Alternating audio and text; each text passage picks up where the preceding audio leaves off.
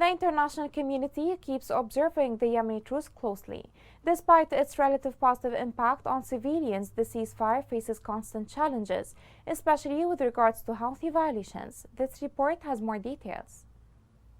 Since late 2014, Yemen has suffered as a result of a Houthi coup that led to a war that has persisted to this day.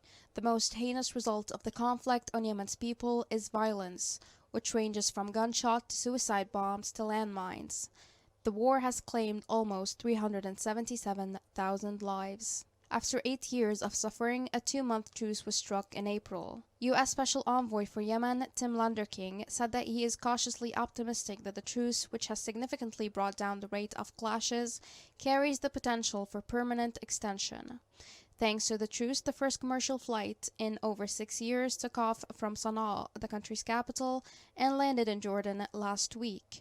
The coalition battling Iran-backed Houthi rebels said at the start of the month that it would release 163 captives to the Iranian-backed organization as a gesture to keep the truce on track. Yemen had established a new presidential council in April, and the Houthis said that they would no longer recruit minors.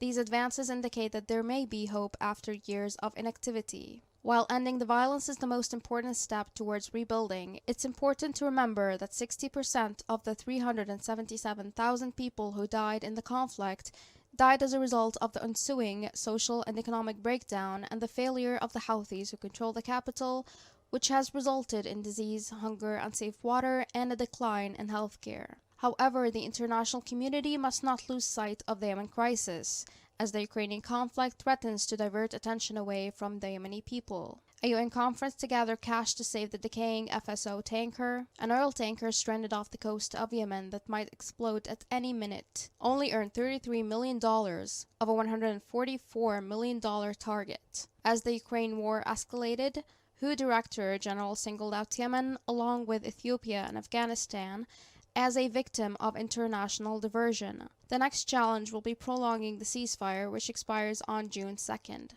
There is hope for a permanent one in the future in collaboration with the UN. Prolonging the truce will be a triumph for international diplomacy at a time when there is none available elsewhere. Most significantly, the process of alleviating Yemen's people's misery, which has continued even throughout this truce, can finally commence.